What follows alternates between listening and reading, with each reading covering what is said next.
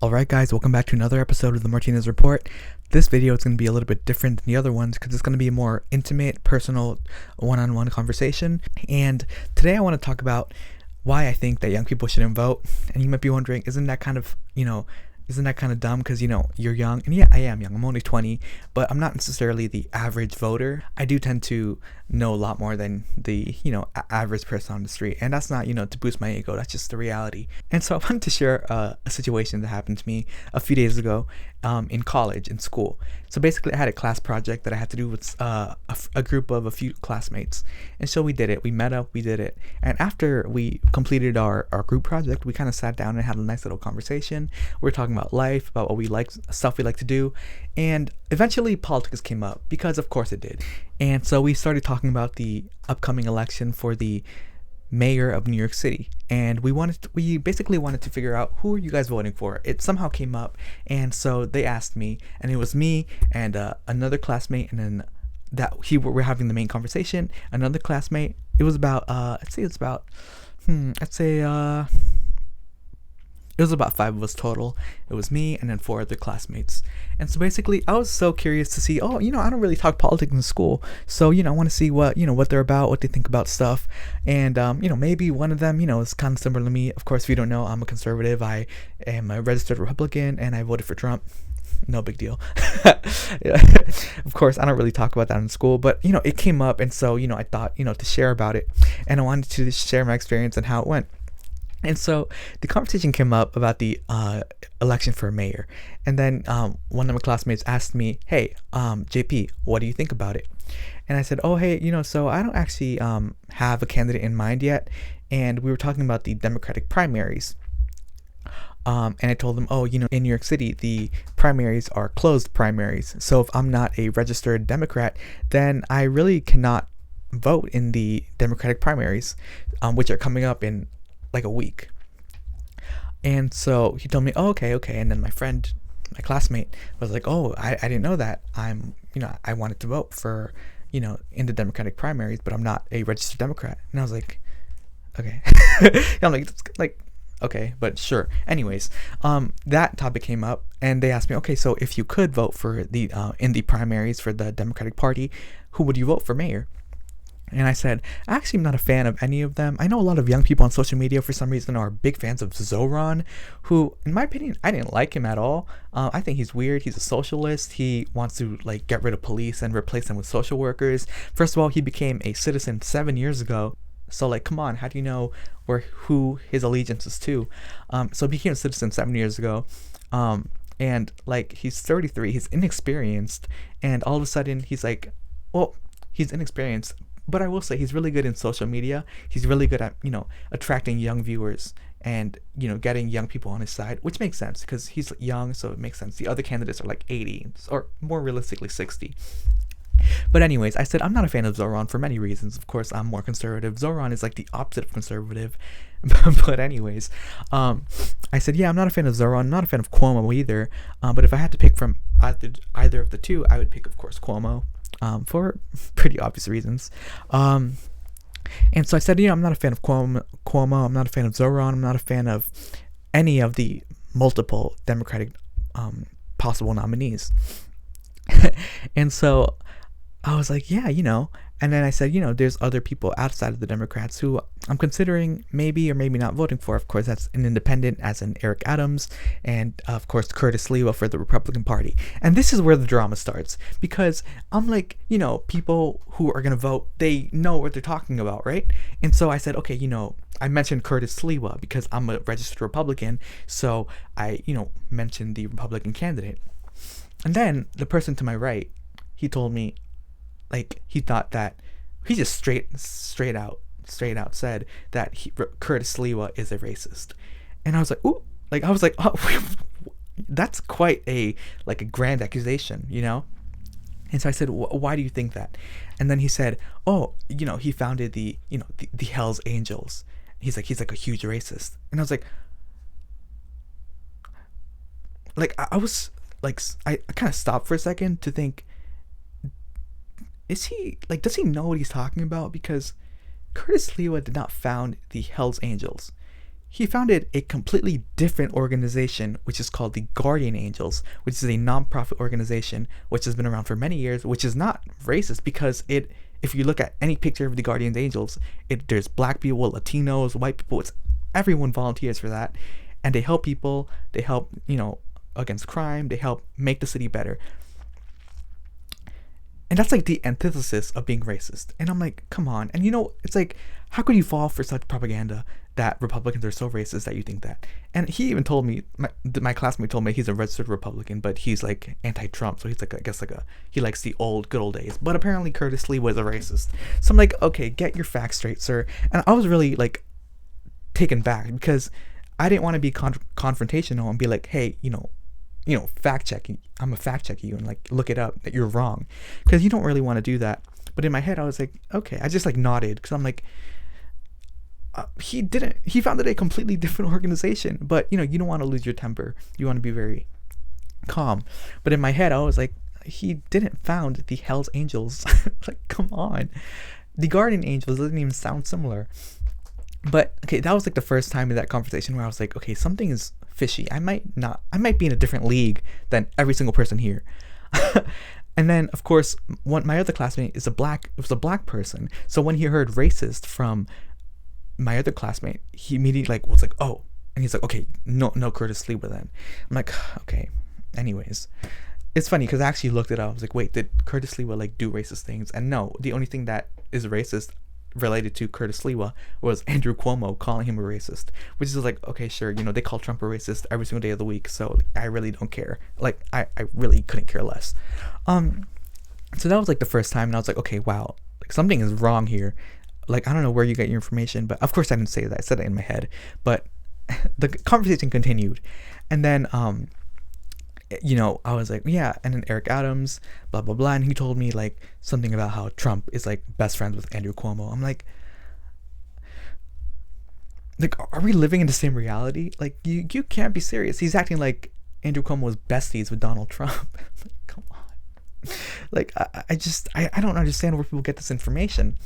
And then it continued. We talked about the No Kings protest, and then we talked about how that was kind of a response to the event that happened on Saturday, June 14, which is the day that I'm recording this video, the Donald Trump celebration of the U.S. military, the 250 years, the whole parade. And then what he told me? He told me that was selfish and that Trump is a narcissist because he had a huge birthday celebration and he was planning a huge birthday celebration. And I was like, that's not a birthday celebration. That is a celebration of 250 years since the U.S. Army was founded. He was like, no, that is a Trump birthday celebration. And he's being, to boost his ego. And I looked at him. I'm like, are you serious? Or are you joking? Or are you like just lying to me? Because it is very well documented that has been in the works for many, many years. Before Trump, everybody wanted to celebrate 250 years of the U.S. Army being founded. And celebrate it, have a huge parade, it's a time of celebration. And, it's not that Donald Trump magically chose that date. The U.S. Army was founded on June 14, 1775. So, it blows my mind that he thought that. Because I'm like, what are you talking about?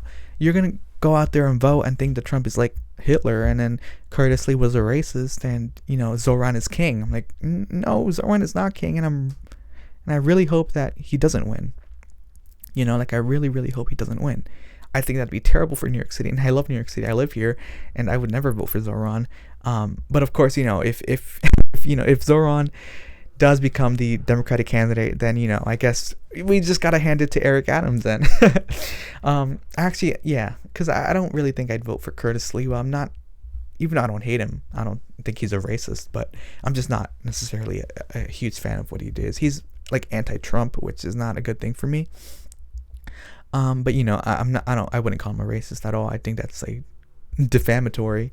But yeah, so I'm still not sure who I'd vote for, but definitely not Zoran if he does become the Democratic candidate.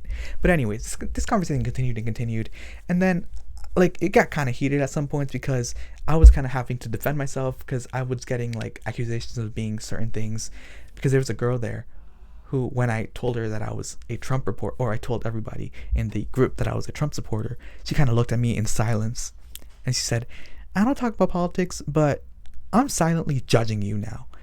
And I was like, okay, well, we just had a conversation for about 30 minutes and I was giving you everything that I believe, that I stand for, that I kind of sided with. I told you things that I didn't agree with Trump on and the things that I did. And then all of that went out the window when I said that when the second you found out, all of that doesn't matter because now that you know that I'm a Trump voter. In the beginning, I was kind of saying that I was a Republican. And so once I voted for Trump, everything went out the window, and now she thinks I'm like, she's judging me for, for not for what I said, but just because I supported Trump. And I'm like, that doesn't make any sense. It's like, you don't want to attack people. I'm like, that mentality is so bad. That mentality is so, for lack of a better word, dumb. Because how are you going to judge somebody? How are you going to judge somebody just based on that and completely ignore like everything else? She's known me for a minute now, and I've treated her with the utmost respect. I haven't said anything bad to her. I've treated her really well. We did our project together. We all got along. And suddenly she's going to start judging me because I voted for Trump. And now she, probably won't talk to me, but I really don't care. I just think it's dumb. Like, it was like, come on. And so she was kind of silent for the rest of the conversation, which went on for like, I don't know how long, I'd say about 40 minutes more. She was just sitting there.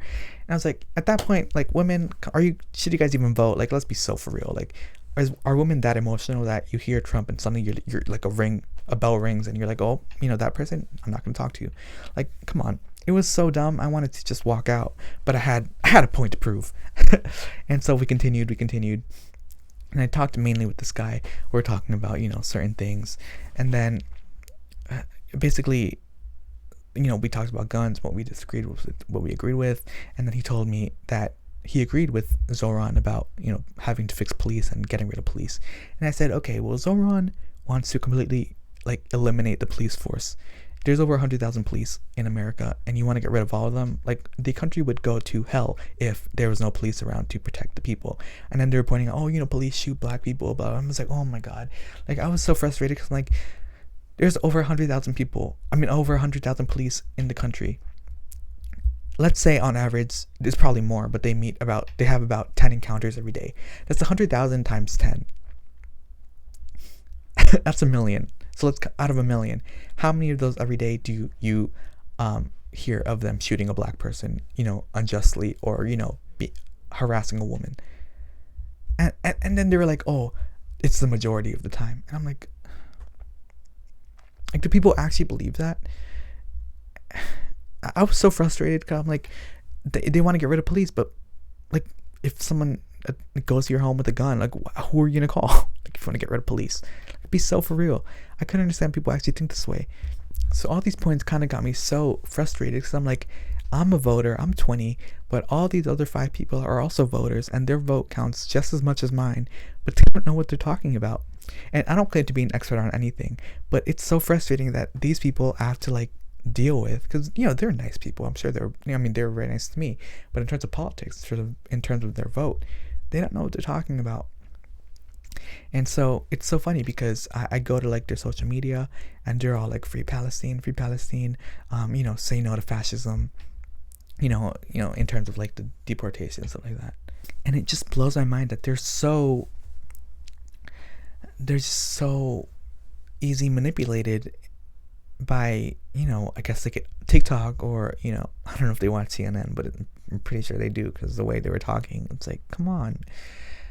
And I remember a topic I touched upon was I'm against the immigrants who are protesting and rioting in LA and now in all over the country, because I'm like, just think of the BLM riots. I told them, like, yeah, like, I'm always for people who want to protest and fight for what they believe in, but the BLM protests, all those protests, it didn't accomplish anything. Like, what legislation was brought forward to bring change that they wanted? Nothing. It was just for show. It just did a lot of harm. And in fact, I don't know if y'all heard, but black fatigue is on the rise, which is pretty crazy, but it's true.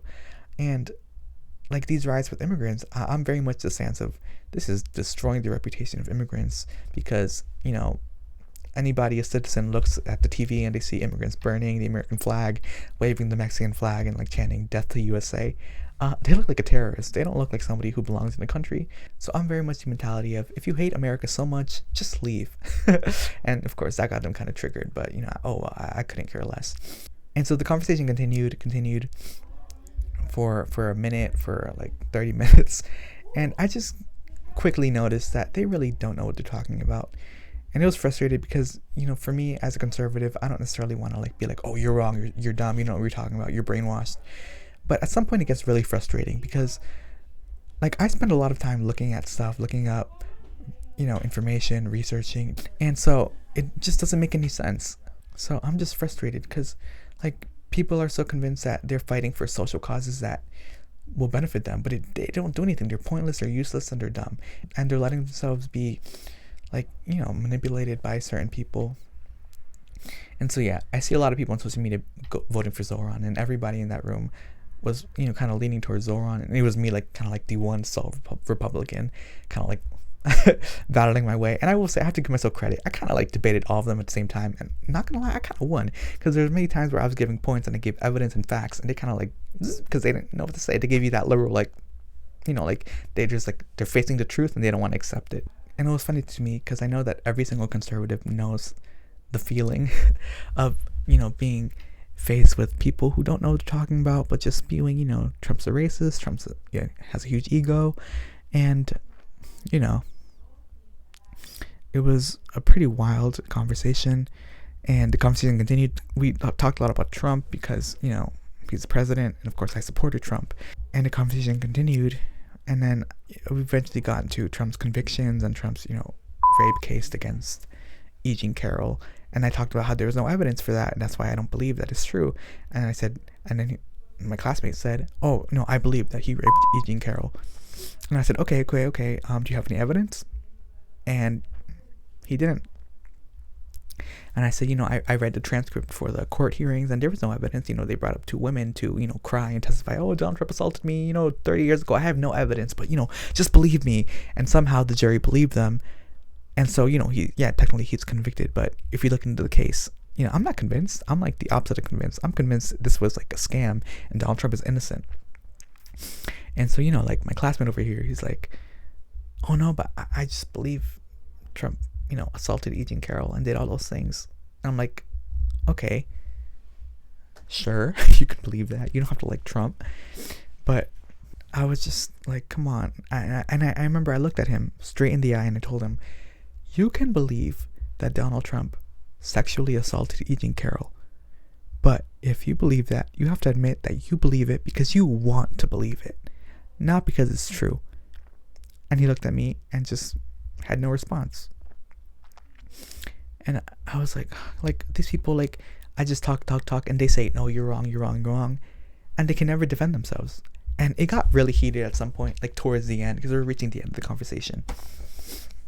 Then I start naming why I am against these mayor candidates and why I supported Trump. And it got so, we were all talking over each other. And eventually I asked him, what's a president that you don't think is like a huge menace to society? And then he told me, what did he tell me? One of them told me, FDR. And I'm like, okay, great. Why? And he couldn't tell me. He just said he liked FDR. And he said that FDR was president, but he didn't do it for the money. He did it for the good of the people. And he says Donald Trump, does everything for the money, and he became president to become really rich. I remember I looked at him and I'm like, Donald Trump was filthy rich before he became president. And of course I bring up the very obvious point that Donald Trump does not take a salary for being president. But of course he said, that doesn't matter. He still becomes rich. I'm like, okay. And I said, tell me one politician that didn't become rich in politics. And I bring up Nancy Pelosi that, makes $200,000 a year and has a net worth of $290. That doesn't add up. He just looked at me and didn't have an answer. I'm like, okay, Kamala Harris, Joe Biden, Barack Obama. But, Trump's a bad guy for being a businessman.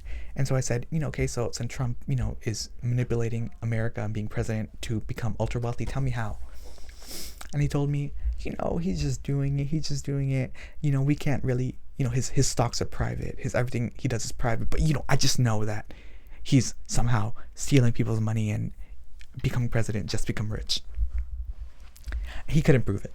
And so I looked him in the eye and I said, okay, he couldn't prove it. He just thinks that way. He thinks that Donald Trump is a president. He doesn't care about America. He's just doing it for more money because he already has all the money in the world, but for more money, I guess. And that, he's like he has a huge ego and he doesn't care about anybody.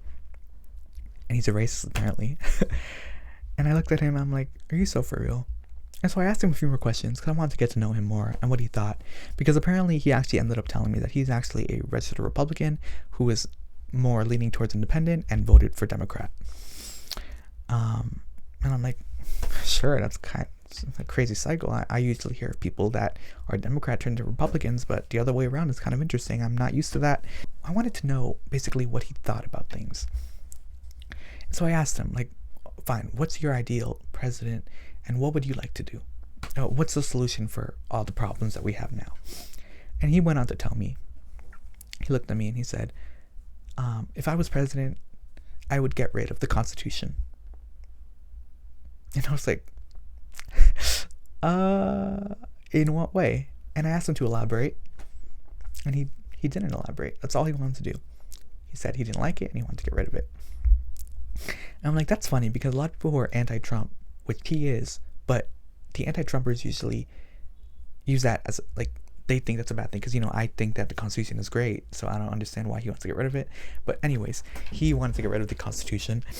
And then he went on to, it was funny. Okay, this is the last point that I want to talk about because this is what makes my blood boil. So my classmate is older than me by several years. I'm 20. He was older than me. And so after all this conversation where I brought so many facts and so many real information that was not fake, all the points that I brought up, and there was more that it doesn't really come to mind. And so the last point I want to make is what my classmate over here said is he tried to, since all of them didn't have any good points, they couldn't defend themselves. You know what they had to resort to? Personal attacks. So he went on to tell me, okay, so have you taken any classes on like political science and, global politics, geopolitics? And I said no.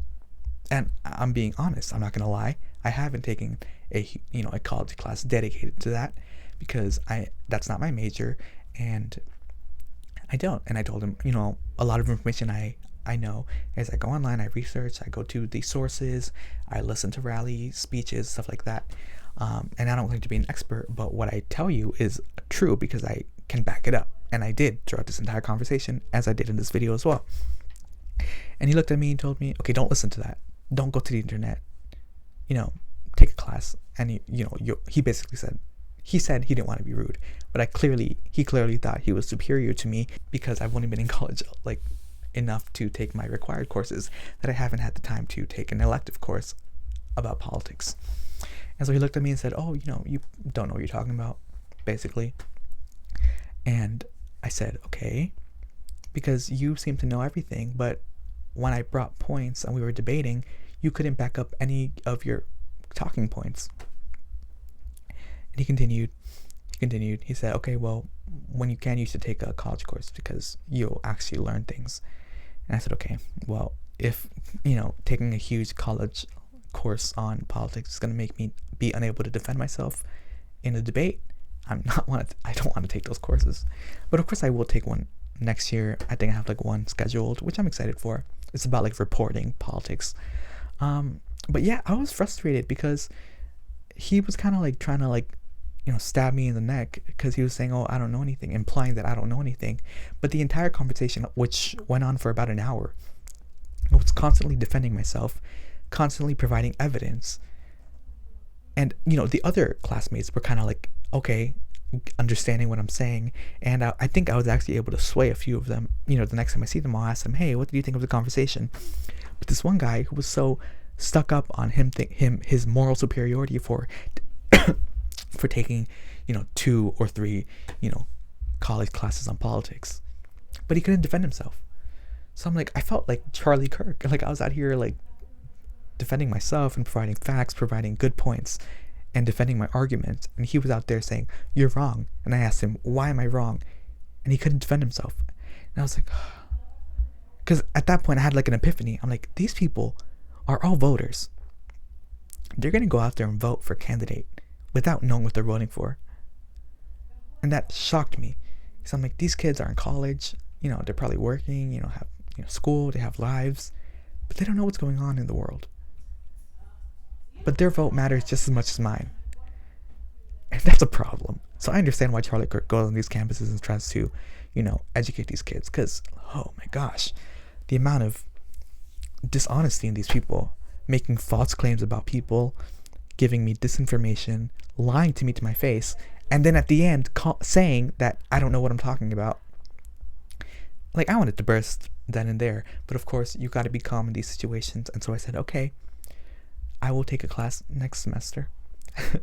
And, I said, I'm keen to learning more. I'm always keen. I'm always open to expanding my knowledge on things. And so that's when the conversation ended, because there's really not much to talk about. But I remember going home that day, and I just thought, wow, like, this kid, he goes to protests. I checked his social media, he's all about, posts about, free Palestine, reject fascism, F Trump. But he doesn't know what he's talking about. He's older than me, yeah, but he doesn't know what he's talking about. And I know that a lot of people can relate to that. And I'm like, wow, that should not be the case. And so, the next time I see them, I might spark up a next conversation. And if I do, I'll make a video about it. But I just like, wow. Like, I just feel like I'm out of their league. But of course, you can't be cocky about it. You got to be respectful. And like, for me, I'm like, yeah, like, I agree with people who say that young people shouldn't vote. Or at least there should be some sort of test that you take to know what you're talking about. Because like, people just go in and just mark, they go on Instagram, see an ad, Zoran for mayor, and they follow it. Or, they go in and Trump's a racist, and they don't never vote for Trump because they have it in their head that Trump is some evil guy and all his voters are terrible. Which is like, come on. It just makes me want to like dedicate my life to just, showing the good side of Trump voters. Because yeah, there are some bad ones. But to think that all of us are like some Nazi lovers, it's like, be so for real. Get your head out of your behind. Be so for real. And yeah, I feel like that conversation radicalized me, not gonna lie. I wanted to go to the protest and kind of just like quiz people, but I didn't have time. But maybe another protest. Let me know in the comments if I should, kind of go. I don't know if you guys know Caitlin Bennett, who goes to protests and kind of just like quizzes them to see what they know. And most of the time, they don't know anything. They're just there. Actually, I don't even know whether they're there. Maybe they're paid, but they're definitely some sort of NPC. My light just died. But oh well. So yeah, let me know your thoughts on young people and their inability to know what's going on in the world. But yeah, let me know in the comments, and I'll see you in the next video. Bye.